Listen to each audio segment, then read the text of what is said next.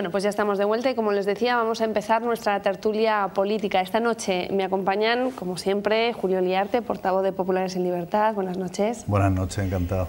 Está con nosotros también Hassan Mojatar, diputada de Coalición por Melilla. Bienvenido. Muchas gracias. Gregorio Escobar, portavoz del Grupo Socialista. Gracias por venir. Muy buenas noches, Sara. Y Emilio Guerra, coordinador de Unión, Progreso y Democracia de Melilla. Bienvenido también. Sara, buenas noches. Buenas noches. Bueno, pues vamos a hablar de varios temas, pero el primero, si les parece, va a ser de los contratos públicos de la ciudad autónoma y de ciertas adjudicaciones, porque se ha hablado mucho de los contratos menores a raíz de la Operación Ópera, pero después de una investigación minuciosa publicada en el semanario La Luz de Melilla, que van a ver mañana en toda la ciudad, hay otro tipo de contratos públicos utilizados por la ciudad autónoma que también resultan controvertidos, que son los negociados. En el año 2011 se hicieron más de 40, la mayoría sin publicidad. Y recuerdo que en los negociados sin publicidad es la propia ciudad autónoma la que escoge a los contratistas elegidos para suministros y servicios de hasta 60.000 euros y para obras de hasta 200.000 euros. Y yendo más allá, en el artículo, como digo, publicado en La Luz de Melilla, se habla incluso de que la ciudad autónoma ha superado el tope de los 60.000 euros establecidos por ley en los negociados sin publicidad, concretamente para 3 contratos a empresas intermediarias de la Consejería de Festejos, entre ellos uno para el montaje del concierto de Rafael, adjudicado a Producciones y Espectáculos Rosa SL por 92.000 euros, y otro al concierto de Dani Martín, del que resultó adjudicataria la empresa Huracán Producciones Artísticas por 88.000 euros. Bueno, pues expuestos estos datos, a mí me gustaría preguntarles una valoración de lo que acabo de comentar. Pues la valoración es la siguiente, y es que los contratos menores, por un lado, más estos contratos negociados sin publicidad, que es lo que antes llamábamos pedir 3 presupuestos, que tampoco existen unas garantías, tampoco existe transparencia, tampoco se puede presentar todos los empresarios que quieran, pues sumando ambas contrataciones, pues puede superar perfectamente el 80% de las necesidades de contratación anual de la Ciudad Autónoma de Melilla. Teniendo en cuenta que el presupuesto anual es de 250 millones de euros, estamos hablando de una cifra astronómica que escapan de un verdadero control, que no significa transparencia en modo alguno, sino opacidad total. Y, en definitiva, que no se pueden beneficiar esa gestión del dinero público de lo que es la competencia entre las empresas, que sirve para bajar los precios al mismo tiempo que da oportunidades a todo el mundo. Ellos están empeñados en hacer las cosas así y es cierto que la ley lo permite. La ley lo permite siempre y cuando no se superen esos límites de los que habéis hablado aquí. Por cierto, en el caso de determinadas producciones literarias, culturales o incluso de festejo, es posible superar los límites porque se supone que una obra concreta, una obra cultural o de arte concreta, solamente la puede hacer una persona determinada y se permite una negociación. Pero en cualquier caso eso es una parte, un número muy pequeño de contratos a los que afecta. En definitiva, no vemos nosotros tampoco, a pesar de todo lo que está ocurriendo, todo lo que ha pasado en los últimos meses, ningún tipo de reacción por parte del Gobierno Imbroda. No hay ningún intento de reconocer mea culpa, de asumir responsabilidades y cambiar algo. Para empezar, es que ni siquiera se ha cambiado a ninguna de las personas. Es que para simplemente con lo que ha ocurrido tenía que haber sido cesado al día siguiente del informe del Tribunal de Cuentas la totalidad de la mesa de contratación, por ejemplo, y no se ha hecho absolutamente nada. Señor Mojatar. Bien, hay que hacer también un inciso en cuanto a lo que se estaba comentando. También la ley te dice que esos contratos de negociados sin publicidad, que es verdad que se ha abusado mucho por parte de estos gobiernos a lo largo de estos años, y alguna de ellas creo que lleva factura en estos años más de 2,5 millones de euros, una auténtica barbaridad. Te dice también que para desempeñar esas funciones tiene que haber en Melilla, pues, por ejemplo, esa empresa, no habría ninguna empresa en Melilla especializada en determinado evento o situaciones que lo que te permite es eso, ¿no? Que tú tires de 3 ofertas, ¿no? Y en Melilla, bueno, yo creo que las empresas que han hecho estos servicios, pues tampoco son servicios del otro mundo, es decir, que tampoco tienen que ser muy especializados para llevar a cabo. Pero bueno, dicho eso, yo creo que lo importante o lo que hay que destacar es eso, ¿no? Es el hecho de que a lo largo de todos estos años ha habido por parte de este gobierno muchos de estos servicios, muchas de estas obras que se han hecho a lo largo de, vuelvo a insistir, de estos años, se han hecho eso, sin negocio de publicidad, llamando a esta empresa sin saber qué criterio, qué criterio. Y bueno, un ejemplo claro de esto de negociado sin publicidad puede ser lo que se nos dijo en un pleno, ¿no? El hecho de que el hijo de un consejero fuese el arquitecto de una obra determinada. Hombre, se ha llamado a estos tres, que vuelvo a insistir, todo el mundo tiene derecho a trabajar, por supuesto, pero ¿por qué estos tres y no otros tres? ¿Por qué no se saca a concurso público? Que es lo que va a permitir que todo el mundo pueda ofertar, y a partir de ahí los técnicos de la ciudad son los que tienen que elegir cuál es la oferta más interesante para las arcas públicas, ¿no? Y para desempeñar esa función o ese trabajo. Yo creo que eso es lo más lógico, porque lo que te invita el negocio sin publicidad es eso, ¿no? Que te encuentras que algunas determinadas empresas están facturando una burrada, bastante dinero. Y bueno, y yo que entiendo que la administración lo que tiene que permitir es el acceso a todas las empresas a ofertar y bueno, a intentar también trabajar como no puede ser de otra manera. Señor Escobar. Bueno, yo creo que en Melilla tenemos la triste experiencia de que lo que es una excepción para la ley se convierte en la regla para el gobierno de la ciudad a la hora de utilizar determinados mecanismos de contratación. Es decir, la regla general es que cuando se puede hacer una cosa por concurso o por subasta, se debe hacer así para que evidentemente todo el mundo tenga la misma oportunidad y sea lo más barato posible para la administración, que la administración al final lo que gestiona es el dinero de nuestros bolsillos, ¿no? Sin embargo, aquí se coge siempre el camino más opaco, que es el de o bien el contrato menor, incluso fraccionando contratos, o bien el negociado sin publicidad, pues también llegando hasta el límite posible que permite la ley, como digo, de forma excepcional. Yo creo que, al hilo de lo que decía Hassan, por ejemplo, en el caso de la contratación del hijo del consejero de los distritos cuarto y quinto, el señor Javier González, pues yo le pregunté en comisión al señor Calabuy sobre qué criterio objetivo se había decidido que unos arquitectos o un ingeniero participaran en la negociación de ese contrato y no otro. Y textualmente el señor Calabuy lo que me dijo fue: hombre, aquí para a los arquitectos y a los ingenieros que van viniendo por aquí por la consejería a pedir trabajo, pues son los que llamamos. Hombre, que un consejero diga que en una cuestión de contratación lo que se hace es ver quién está en la puerta pidiendo un contrato, ese es el criterio que se utiliza, pues ya te dice que o te está tomando el pelo, que es lo que yo creo que en ese momento pasó, que después lo reiteró en el Pleno, o realmente es que al final lo que se intenta es no aplicar ningún criterio para llamar a quien se considera oportuno llamar, en este caso, afines, ¿no? Y yo creo que esto se resolvería primero aplicando la regla general, pero también haciendo algo que le hemos pedido al Gobierno y que si no tiene ningún problema con la transparencia debería poner en marcha. Y varios grupos de la oposición se hemos pedido, que sea una comisión de vigilancia y control precisamente de esos contratos, porque los grandes contratos al final pasan por el Pleno y por lo menos el expediente se ve en comisión. Pero hay otros muchos contratos, casi el 80%, como decía antes Julio, que no pasan ni por comisión ni por pleno. Te tienes que enterar o bien porque surge algo, o bien porque mirando expedientes te das cuenta de que algo no cuadra, etcétera, ¿no? Y esto yo creo que al final va en detrimento del interés general de los melillenses. Señor Guerra.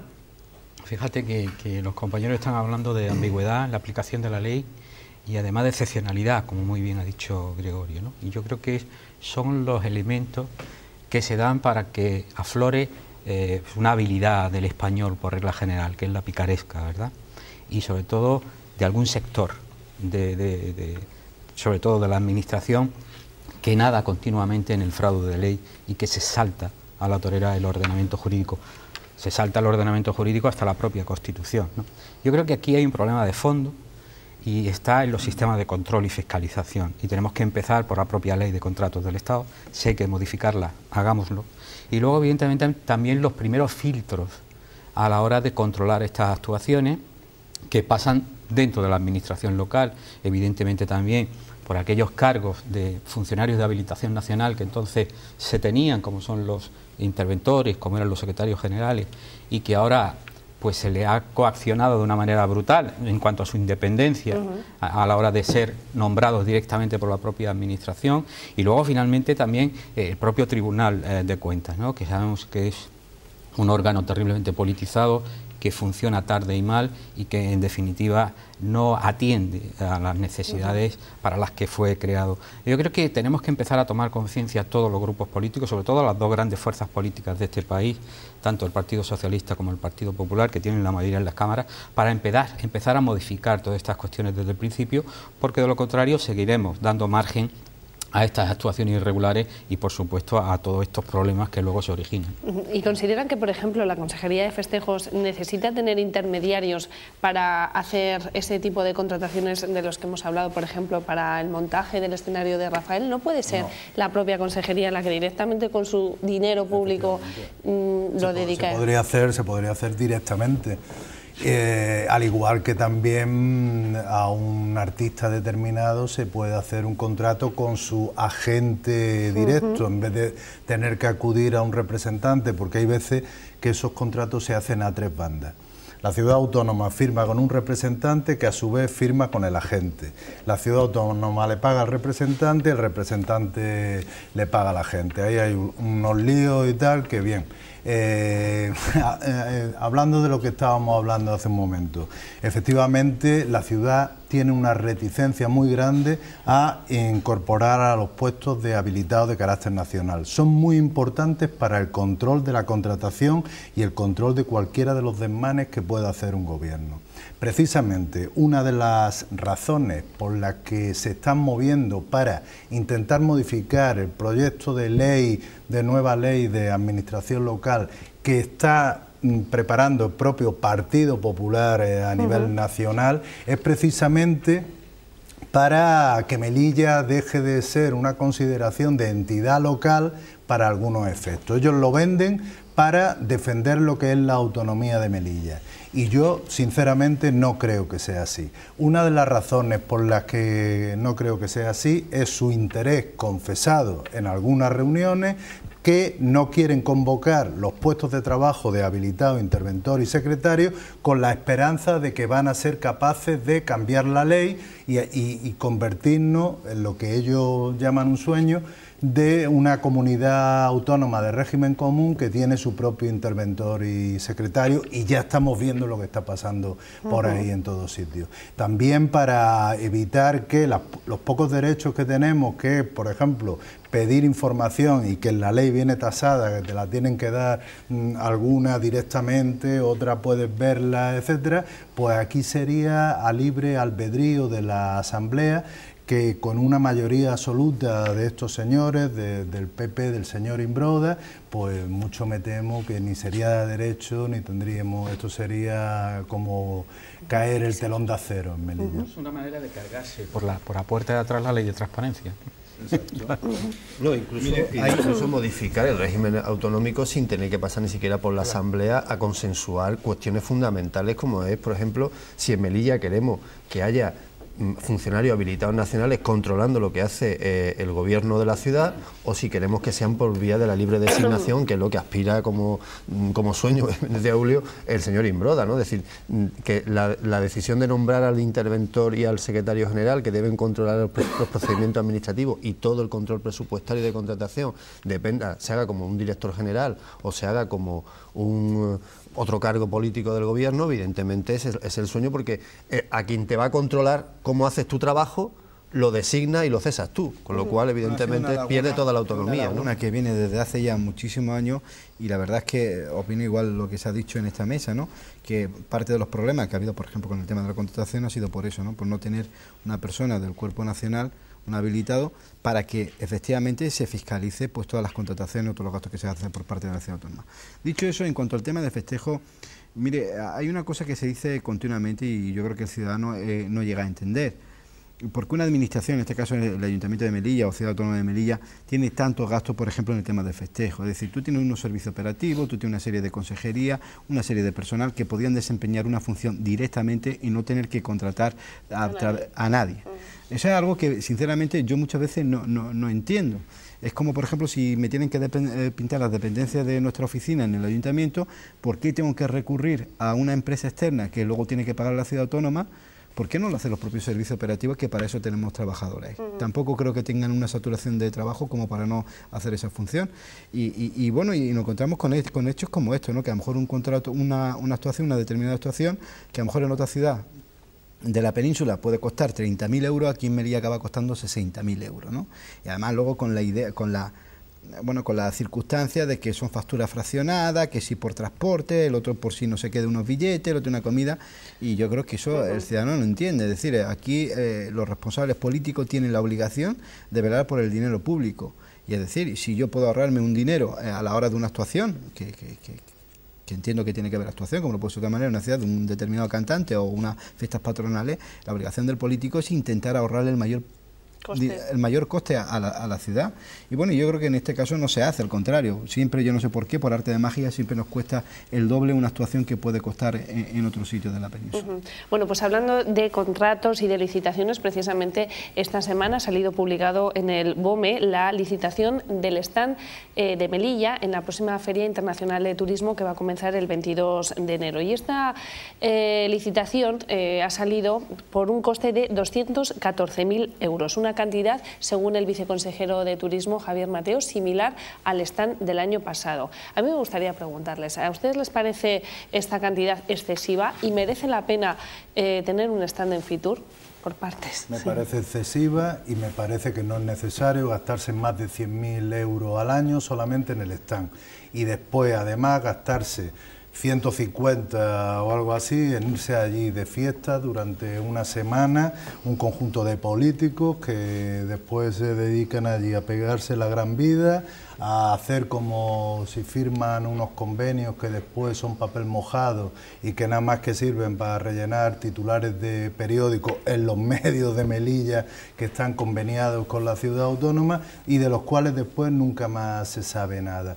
A mí me parece todo eso, sinceramente, una tomadura de pelo y desperdiciar unos recursos escasos que sí se podían dedicar a fomentar el turismo de Melilla, que le hace mucha falta, que tiene posibilidades de que se haga, pero que no se emplea bien. Porque es que el problema es que el trabajo a veces cae en una falacia, ¿no? Una falacia a la que la llevan algunos políticos, y es: se ponen a preparar Fitur por orden de un consejero, todo un equipo de trabajo, y se creen que están trabajando. En realidad están trabajando, pero es un trabajo que no sirve para nada, porque es simplemente para acudir a un sitio y después no sirve para captar turistas. Yo no digo que no se vaya, si va a toda España, pues habrá que ir, pero se puede ir de una manera muy modesta, por ejemplo, firmando un convenio con la Junta de Andalucía, que te cedan un sitio pequeño. Lo que no puede ser es que Andalucía tenga un stand como este estudio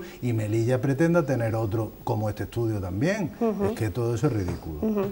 Señor Mojatar, bueno, antes de nada me gustaría que se percataran de las imágenes que hay en los plasmas que tienen detrás.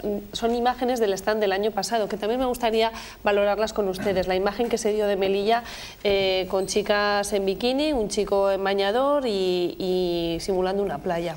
Bueno, pero bueno, son 2 años seguidos con el mismo formato. Es decir, yo soy de la opinión, y creo que la inmensa mayoría de la gente, de que la inversión tiene que tener una rentabilidad. Es decir, si yo invierto un dinero es para que le saque rentabilidad.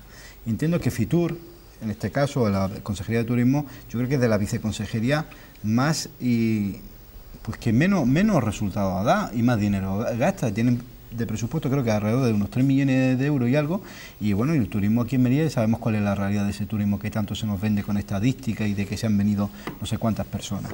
Bueno, yo entiendo que Melilla tiene que estar representado en Fitur, porque yo he tenido la oportunidad de alguna vez de haberla visitado, y la verdad es que están todas las comunidades, muchos países del mundo, bueno, casi todos los países del mundo tienen representación en algún stand, pero sí también entiendo que Melilla tiene que ir dentro de la austeridad, que es lo que se invita ahora mismo. Es decir, si yo puedo ir con una comunidad, como decía Julio, en Andalucía, y hacer un stand más modesto, pues me parece perfecto. Es decir, un despliegue como se ha hecho estos años anteriores no tiene ningún sentido. Es que ha habido épocas donde ha ido prácticamente casi todo el Consejo de Gobierno. Y ya no le digo los trabajadores de la Viceconsejería de Turismo, que al fin y al cabo son trabajadores, tampoco lo estoy criticando, pero imagínense todas esas personas, todo ese pliegue de personas, que pagarle hotel, hay que pagarle dieta, hay que pagarle la comida, etcétera. Un gasto que entiendo que no corresponde, y más en estos tiempos. Y además, vuelvo a insistir, yo creo que la política de turismo por parte de este gobierno es totalmente equivocada. Poco a poco se van dando cuenta, pero eso nos está costando todos los años mucho dinero a los melillenses. Señor Escobar. Bueno, yo me gustaría que los ciudadanos se dieran cuenta de lo que supone, porque hablamos de 200.000, 240.000 euros, y nos parecen cifras pequeñas, ¿no? Por ponerlo en perspectiva, con lo que se gasta solo en poner el stand, porque como bien decían, después viene todo el gasto de consejero, viceconsejero, publicidad, etcétera, etcétera. Solo con poner el stand se podría aumentar un 25% la ayuda de alquiler, o un 25% la ayuda a domicilio en la ciudad, o un 33% las ayudas que se dan para comedores sociales en un momento en que la pobreza en Melilla se está disparando. Se podría aumentar un 50% lo que se destina, por ejemplo, al área de juventud. Es decir, que no estamos hablando de pesetas minutos, estamos hablando de un dinero significativamente importante y que podría utilizarse para cosas mucho más necesarias en este momento, ¿no? Y después, evidentemente, el impacto que tiene el stand de Melilla en Fitur es un impacto que se vende mucho más hacia el interior, es decir, mientras dura Fitur, pues todos los periódicos, televisión, etcétera, se dedican a plantear en Melilla lo que se está haciendo en Fitur. Bueno, pero realmente de proyección exterior tiene poco o nada, ¿no? Por también poner un ejemplo, es decir, las noticias nacionales que pueda generar Fitur en sentido positivo sobre Melilla no son ni la 10ª parte del efecto negativo que ha tenido, por ejemplo, una sola decisión del Gobierno de España, que es poner las cuchillas, es decir, en la valla. Es decir, el efecto mediático que ha tenido esa decisión absurda e inútil de poner las cuchillas en la valla, que ha llenado periódicos, etcétera, no tiene nada que ver con lo que después se intenta a través de Fitur, que está mucho más pensado para la pompa del gobierno aquí en Melilla que para realmente sacarle beneficio hacia el exterior. Y si no, el ejemplo está, ya más allá de otras cuestiones, es decir, que Melilla pretenda competir en turismo de sol y playa con la Costa del Sol, con Valencia, con Cataluña, es que es un absurdo. Es decir, Melilla va a competir en turismo de sol y playa con comunidades autónomas que tienen kilómetros de playa, que llevan años controlando el servicio de atención en las playas. Y Melilla tiene que vender otra cuestión, tiene que vender su conexión con el resto de África. Tendríamos que plantear algo distintivo, porque al final la gente no va a venir a Melilla para ir a tomar el sol, porque para eso tiene Gandía, tiene Málaga o tiene la Costa Brava. Puede que no le cueste tanto el viaje. Claro. Señor Guerra. Sí, para mí el asunto de Fitur es un asunto añejo y además sangrante. Yo creo que la primera rueda de prensa que di como coordinador de Unión Progreso y Democracia en Melilla hace ya 5 o 6 años fue precisamente con el tema de Fitur. Y ya entonces yo decía que era una inversión inútil e ineficaz y que por tanto que se estaba produciendo un gran derroche de dinero público en esta cuestión. Y a 5 años después, a 6 años después me mantengo en esa posición y me mantengo en esas declaraciones. Yo creo que es obsesiva y además pertinaz la idea de seguir vendiendo sol y playa, como tú decías, y fíjate, en ese stand estamos juntos enfrente de Torremolinos, como para competir con Torremolinos, ¿verdad? O sea, el problema es que en esta ciudad, después de 13 años del gobierno del Partido Popular, de 13 años de grandes inversiones en turismo, todavía no tenemos un objetivo claro de qué vender, qué producto vender para la ciudad de Melilla. Y yo creo que ahí es donde está el gran derroche y yo creo ahí es donde está el gran desperdicio de dinero público, porque bien se podrían haber enfocado con todos esos presupuestos que hemos tenido en otras iniciativas, en otros caminos, que Melilla es muy rica en su patrimonio cultural para poder ofrecer un turismo enfocado desde otras perspectivas. De manera que entiendo y considero que o se da un cambio en este capricho, porque no es más que un capricho, después de 13 años y ver lo que estamos viendo, por ejemplo, el vergonzoso stand del año pasado, ¿no?, con las chicas en bañador tratando de vender ese sol y playa cuando realmente es un producto que ya nadie vende y no podemos competir con nadie, pues cambiamos ese capricho o seguiremos derrochando dinero público a mansalva. Da igual que la justificación de ir a la feria de Londres o ir a la feria de Berlín, el consejero, y al final, no, hemos traído los cruceros vienen el domingo por la mañana, cuando se sabe que está todo cerrado, se bajan, se dan una vuelta por la ciudad, ni se toman en la ciudad, directamente se van. Es decir, es todo un intento, es decir, el planteamiento de turismo de Melilla es más un intento de vender pompa, de decir que el señor Imbroda llegue a Fitur y diga qué bonito está todo, y he saludado al rey, y he saludado al príncipe, y qué maravilloso, y esto es maravilloso, y esto es estupendo, y tal, que festividad real, porque no es nuestra, o sea, no es el enfoque adecuado de lo que se pretende. Sí, hay cosas curiosas, por ejemplo, de los 3 millones que decía Hassan, aproximadamente 1 millón son subvenciones que da el propio Patronato de Turismo, tal. Hay algunas que llaman la atención, como una embarcación que se llama Picha. El Picha le dan 30.000 euros, que supongo se lo merecerá mucho, pero que me llamó mucho la atención.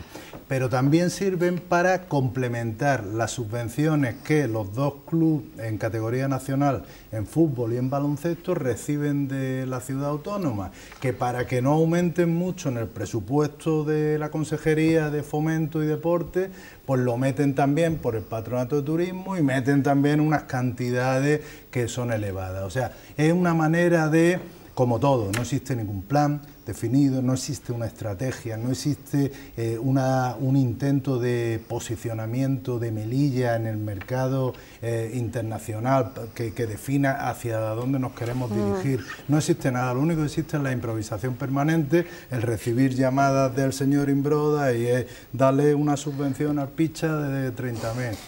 Y así es como funciona. Aquí pasa una cuestión que yo he tenido en alguna comisión y algún patronato de turismo en el pasado de haber discutido con el viceconsejero. Y yo creo que aquí todavía, por parte del viceconsejero, que lleva ya 13 años, a una media de 3 millones, pues estamos hablando más de 36 millones de euros gastados en algo improductivo, porque yo todavía aquí no he visto que turismo nos viene aquí. Sinceramente yo no lo he visto. Y si está, que me lo digan. A los comerciantes. Sí, porque aquí nos ven una serie de estadísticas de ocupación hotelera, que donde meten a los policías que nos vienen, a los guardias civiles, ahí que vienen, o sea, meten ahí un batiburrillo y al final resulta que aquí, vamos, tenemos más turistas que Marbella.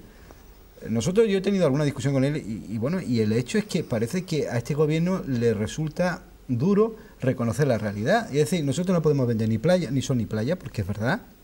No podemos vender complementariamente, claro, no podemos vender un producto que es verdad, por la ubicación, por los kilómetros de playa que hay en la península, pues no podemos, y es sinceramente. O el campo de golf, que me parece ya una tremenda, ¿no? Es decir, que te vendas tú un paquete de turismo donde se habla de un campo de golf al lado de un CETI y de una valla fronteriza de 12 hoyos como reclamo turístico, de 9 hoyos, como un reclamo turístico. Yo creo que eso, el que lo ve desde afuera y ver eso, es para llevarse esa fue la justificación para invertir los 3 millones de euros de los fondos FEDER. Yo tuve la oportunidad de turismo, de discutir con él, hombre, Melilla, la Real Melilla puede ser un puente entre los turistas que nos vienen de afuera, como puente, como paso hacia un turismo, por ejemplo, el de 6 días, que es nuestra realidad. Bueno, después de tantos años, pues parece que se han dado cuenta y están dando los primeros pasos. Pero bueno, vamos a hacer las cosas bien, y yo creo que eso de tirar alegremente el dinero de los ciudadanos en inventos o en experimentos con gaseosas, pues yo creo que eso no. Es que creo, y además tú lo acabas de exponer claramente, somos deficitarios, somos huerfanitos en gestión, en planificación y en estrategia turística. Y en España tenemos los mejores expertos en turismo del mundo. Tenemos los mejores expertos turísticos del mundo. ¿No hemos gastado cuánto? 40 millones en estos 13 últimos años. Bien podríamos haber invertido parte de esa cantidad en traer a uno de esos grandes gestores, en traer a uno de esos grandes equipos turísticos que hay en España, que son profesionales de los mejores del mundo, para habernos marcado precisamente esa gestión, esa estrategia y esa planificación. Pues ya en el año 2001, con los fondos, con los pactos territoriales por el empleo, se creó una y al final se desmanteló y no se hizo absolutamente nada de lo que estratégicamente se estableció. Es decir, es mucho más fácil vender humo sabiendo que vas a llenar periódicos locales, que realmente hace un trabajo serio, ¿no? De ir, a lo mejor es algo no tan espectacular, pero mucho más eficaz, donde realmente puedes traer gente y donde tú puedes convertirte en un planteamiento complementario de la gente que baja a Andalucía, de la gente que quiere conocer el norte de Marruecos, el resto de África. Es decir, convertirse en un nexo de unión para que esa gente deje algo en Melilla, ¿no? Pero es que en el tema de 6 días, al final, te venden mucho, ¿qué tal? Pero ¿cuánta gente de 6 días viene a Melilla? ¿Qué fomento turístico se hace, por ejemplo, en 6 días? Que sería algo que habría que trabajar, por ejemplo, ¿no? Diga, venga, ya que están ustedes a una hora de Melilla, vengan aquí, se habilitan. Nos empeñamos en queremos traer, es como si hemos elegido que nos interesa traer al cliente peninsular, fundamentalmente andaluz, y que venga a Melilla en fin de semana, pero es que a lo mejor da la casualidad que el andaluz peninsular y tal, pues es que no quiere venir a Melilla, porque es que tiene unas cosas muy interesantes en su entorno que además le salen muy baratos, y con los precios de transportes que tenemos, es que es, lo que pasa que habría que decirlo, como decís vosotros, con estudios técnicos, es que hacia quien nos estamos dirigiendo está todo equivocado, y después los esfuerzos que se hacen se gasta a lo mejor una campaña a El Nostrum en salir en la revista tal, eso no sirve para nada, o que te pongan la servilleta detrás de la cabeza y solamente te la ponen en los vuelos de Melilla. Y con destino Melilla, o sea, así que es demencia. Es demencia. Porque claro, todo lo que estamos exponiendo aquí son cosas absolutamente sensatas, al margen de cualquier consideración partidista, ¿no? O sea, de lógica, ¿no? Y al final dice, bueno, es que estas personas que tienen la responsabilidad de gobierno no son lógicos, no son sensatos. Al final llegas a la conclusión de que persisten en mantener ese chiringuito simplemente por una conveniencia de tipo político, por una conveniencia de tipo partidista. En el trasfondo, además, está la pérdida de dinero, como bien ha dicho Hassan Mohatar, y bueno, pues yo recuerdo, son 214.000 euros los que se van a gastar como máximo en ese stand de Fitur para el próximo año, para el 22 de enero. Hablando de dinero, de despilfarro de dinero, contrasta con las cifras de pobreza que hay en la ciudad. En concreto, hay un 30% de familias pobres, familias que no tienen recursos para comer o vivir dignamente, y lo que digo, contrastan estas cifras con el dinero público que se destina a otras partidas. Y como decía al principio de este programa, hay un plan de inclusión social que se aprobó en la Asamblea por todos los partidos políticos hace 2 años, que va camino de 3 años y que parece papel mojado, porque no hay un diálogo entre la administración local y las ONGs, pero tampoco parece que hay estrategias definidas para intentar erradicar la pobreza, que cada vez va en aumento en esta ciudad. Porque todo funciona como lo que hemos hablado ahora mismo del turismo. Tienen un instrumento y después lo que hacen es crean una burocracia, y lo único que les importa es mantener esa burocracia, cubrir el expediente y hacer lo mínimo indispensable. Es una postura de la administración totalmente pasiva. El único instrumento que tienen es el reglamento para atender a este tipo de personas, este tipo de situaciones, en 2 modalidades principales, pero que posibilita además hacerlo de una manera con una mayor implicación de la administración, que es la posibilidad de ofrecer formación a cambio de esos subsidios, ¿no? Sin embargo, eso, con todo el tiempo que lleva funcionando este reglamento, lleva 11 años, pues todavía no se haya puesto en marcha. Lo único que se hace es decir que vayan derivados a otras entidades, como puede ser Promesa, etcétera. Y después encima también se confunden los términos, porque se coge, por ejemplo, Promesa, y hace 2 años se le dan 3,5 millones de euros para que haga unos plan forma o algo así. Que la única innovación que tenía es dar becas de 400 euros prácticamente a todo el que quería apuntarse. ¿Cuál es la razón por la que te explican que quieren hacer eso? Hombre, es que como la gente está pasando necesidades, hay que darle alguna asistencia. Pues vale, dásela por servicios sociales, pero si tú estás haciendo formación, por definición, tienes que buscar después unos objetivos. Sí, que no hay estrategias, y parece todo como muy asistencialista, ¿no?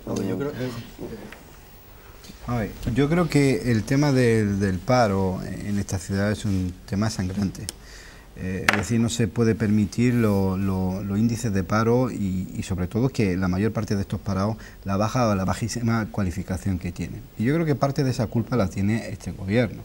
Porque este gobierno se le viene diciendo desde hace muchos años que había que dar formación, que había que buscar yacimientos de empleo, que había que apostar decididamente por el gobierno central para inversiones en nuestra ciudad.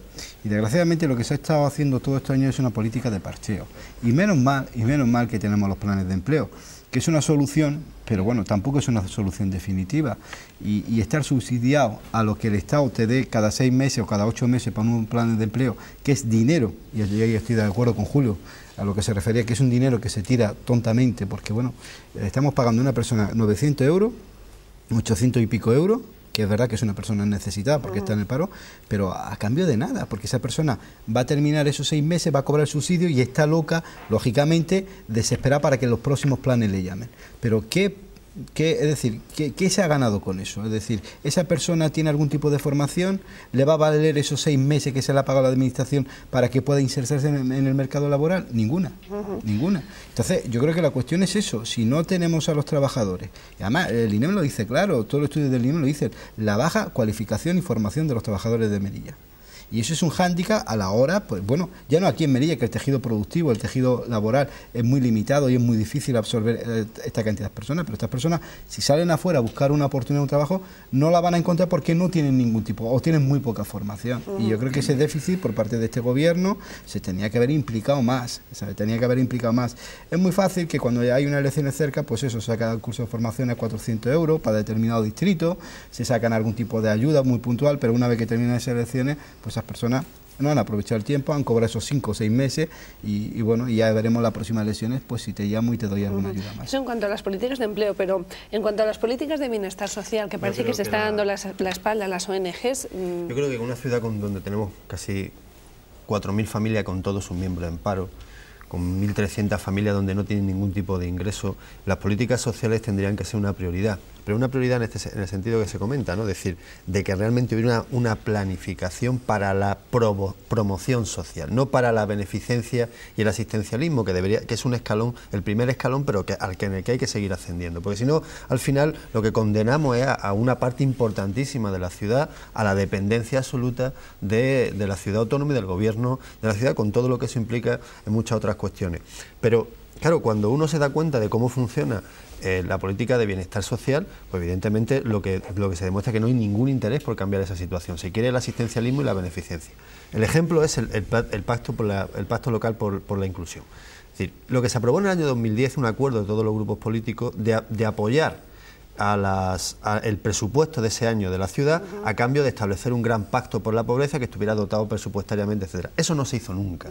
Eso fue otro de los engaños más que hace el señor Imbroda cada vez que tiene que sacar unos presupuestos adelante y tal. El último fue el del plan de empleo con el que intentó convencer a CPM de que votara a favor, etcétera. Bueno, que al final dijo que le preguntemos el 30 de diciembre, pues ya le preguntaremos, pero yo creo que no tiene viso de que se vaya a hacer. La cuestión aquí está en que cuando sin embargo se pone en marcha, nos ponemos a elaborar el pacto por la inclusión a nivel local, es una exigencia del ámbito nacional para poder seguir participando en los planes de desarrollo de los servicios sociales.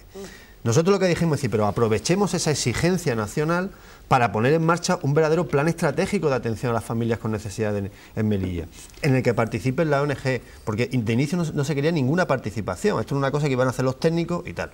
Bueno, se les pidió alguna información a la ONG, se contrató una empresa que elaboró lo que a nosotros se nos vendió como un borrador de lo que iba a ser ese plan de inclusión social, porque aprobarse no se ha aprobado ni en comisión, ni en el pleno, ni se ha visto, ni se ha vuelto a ver.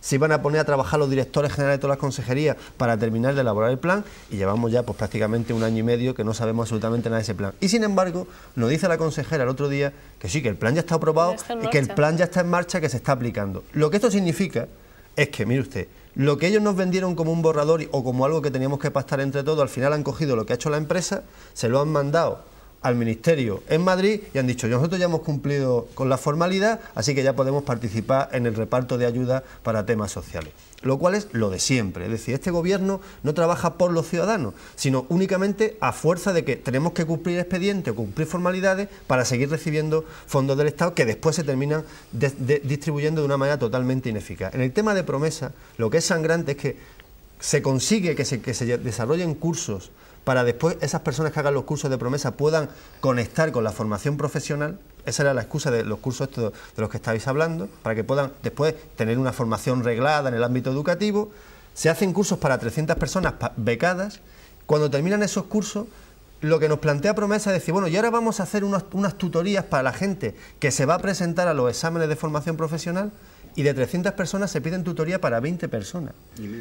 Es decir, que es un fracaso absoluto, porque no se plantean con la intención realmente de que esas personas después vayan desarrollándose profesionalmente y tengan un futuro, sino simplemente para cubrir el expediente básico, es decir, vamos a ver cómo le damos 400 euros a determinadas personas en esta ciudad, evidentemente, ¿no? Con lo cual estamos tirando recursos que necesitamos para sacar a la gente de la situación de pobreza y de la situación de exclusión. Y al final lo que se dedica es el asistencialismo y la beneficencia que crean más personas dependientes. Señor Guerra. Sí, bueno, yo creo que los políticos cuando yo creo que quizás sea un pecado nuestro, ¿no? Cuando utilizamos las cifras, los datos sobre el paro, sobre la pobreza, lo hacemos quizás de una manera muy metódica y quizás de una forma muy fría, y no somos capaces de transmitir a los ciudadanos la verdadera carga que conllevan esos números, esos datos, cargas muchas veces trágicas y penosas, ¿no? Y en este sentido yo creo que tenemos que saber transmitir mejor esas cuestiones. Las cifras en Melilla son contundentes, son brutales en algunos casos. En una ciudad de 83.000, 84.000 habitantes, en estos momentos estamos por encima del 40% del paro, con un 35% de familias en riesgo de pobreza y de exclusión social. Tenemos a un sector y a un activo importantísimo de esta ciudad, como son nuestros jóvenes, por encima del 60% del paro. Esto hace que tengamos una renta per cápita pues prácticamente de las más bajas de España, incluso de Europa, 18.000 euros, etcétera, etcétera, etcétera. Claro, esto es el caldo de cultivo para que se genere pobreza, exclusión, desigualdad y, por supuesto, también para que aumente de una manera brutal esa brecha social que existe entre los pobres y los ricos. Claro, ¿qué ha hecho a lo largo de estos 13 años el gobierno del Partido Popular en este sentido? Pues bien poco. Mire, hablando de los planes de inclusión, en España se empiezan a fomentar los planes de inclusión social y los pactos sociales en el año 2001. Y a partir de entonces los gobiernos y las autonomías y las localidades empiezan a adaptarlos, empiezan a ponerlos en marcha. En Melilla, en el año 2013, todavía no tenemos ese pacto de inclusión social, en absoluto. Es decir, esto nos demuestra la importancia que le quiere dar el gobierno del Partido Popular a las políticas sociales. Políticas sociales que han cambiado, además de una manera clara y contundente, por políticas de beneficencia. Hemos construido una ciudad autónoma que es un aparato de dar limosnas, es un aparato absolutamente de beneficencia, donde se olvidan de verdad las políticas sociales y donde se olvidan las verdaderas reivindicaciones de los ciudadanos, en este caso, ¿no? Que son reclamar derechos. Y no ni mucho menos. Yo, bueno, hablaba antes de la marginación hacia las ONGs, pero también hacia los partidos de la oposición, porque recuerdo que hace años se convocaban las comisiones de los diferentes áreas de gobierno, por ejemplo la Comisión de Bienestar Social, donde se abordaban este tipo de cuestiones. Ahora ya no. Ahora se convocan las comisiones como mínimo una vez al mes. Pero hay veces que, porque viene establecido así en el reglamento, pero hay veces que ni siquiera eso. Sí, antes eran muy pautadas y era... Claro, pero es que es obligatorio convocarla para informar asuntos que tienen que ir a pleno. Pero como el gobierno tiene una mayoría absoluta, lo que ha hecho es gran parte de las competencias que le corresponde al pleno según la ley, la ha delegado en el Consejo de Gobierno. La ha delegado en el Consejo de Gobierno. O sea, hay muchos asuntos que ya no van a pleno. Y eso, pues, ¿qué van a pleno? Pues van las grandes contrataciones de más de 6 millones de euros. Claro, todo lo demás, no nos enteramos, todo lo demás estamos por ahí dando vueltas, cogiendo datos como podemos, sacando datos de la prensa, etcétera. O sea, hay una opacidad terrible. Lo mismo pasa con los consejos sectoriales que antes había. Tanto como más que la comisión en sí, porque la comisión sí hay una pauta, por lo menos una vez al mes, etcétera, etcétera. Es verdad que da vergüenza cuando te preguntan, aprobación del acta, ruego y pregunta. Te dice, ya, de verdad que no hay nada más que tratar en un último mes en una comisión. De verdad que no han hecho ustedes nada que tenga que comentarnos a la oposición. Pero es que en el caso de los consejos sectoriales, que o directamente no existen o solo existen sobre el papel y llevan, en el caso de bienestar social, yo creo que no se ha convocado desde hace años, ¿no? Entre otras cosas porque yo creo que la consejería actual tiene le da urticaria reunirse con las organizaciones sociales, o por lo menos con algunas organizaciones sociales, cuando le dicen las verdades del barquero. Cuando le dice, oiga, mire, es que las ayudas no están generando realmente promoción social, no están preveyendo situaciones de exclusión social, no hay una conexión de las ayudas sociales con la formación y con la posibilidad de encontrar un empleo. Al final las ayudas sociales además no son un derecho, sino que al final tenemos muchas personas que realmente piden la ayuda, por necesidad tendrían que tenerla, pero no hay presupuesto, entonces entra en la lista de espera. En una ciudad que nos gastamos el triple en propaganda y publicidad de lo que nos gastamos en previsión social, pues evidentemente esto a la consejera no le gusta escucharlo. Pero es que es la manera de actuar contra estas cuestiones. Y podríamos extender esto también a cuestiones como el invento de la consejería del distrito cuarto y quinto, que se dedica a hablar con los consejeros para decir, ¿tú qué vas a hacer? ¿Y tú vas a hacer algo que yo pueda vender allí? Y, en lugar de hacer planes estratégicos de desarrollo de distritos que verdaderamente lo necesiten, etcétera, ¿no? Yo creo, Gregorio, que el problema está ahí, es decir, tenemos unos números que son, como hemos dicho, absolutamente sangrantes, que nos obligan a actuar ya, por cuanto el problema se puede agudizar y se puede convertir ya en algo mucho más grave y mucho más complejo. Y la cuestión está en que no somos capaces de poner en marcha políticas, pactos sociales, políticas de inclusión social, es decir, programas concretos y específicos que tú lo acabas de detallar, pero claro, esto supondría un mayor control presupuestario de una consejería como es la de Bienestar Social, que, corregirme si me equivoco, es de las mayores dotación presupuestaria tiene en la ciudad autónoma. Y ellos están muy cómodos en ese fomento del ayuntamiento paternalista, que se dedica más que a políticas sociales, a políticas de beneficencia, precisamente para extender mucho más y mejor su red clientelar, para controlar mucho más y mejor a un cierto núcleo de la población desde un punto de vista partidista y electoral, ¿no? Y yo creo ahí que es donde está el gravísimo error, pero claro, esto quizá pudiera dar margen en los primeros años, donde no teníamos esos números tan aplastantes, donde no teníamos esos problemas tan gravísimos, pero o actuamos ya contra la pobreza, contra la exclusión social, contra la desigualdad, para tratar de cerrar esa brecha que he dicho con anterioridad, o esto es un monstruo que nos va a comer a todos.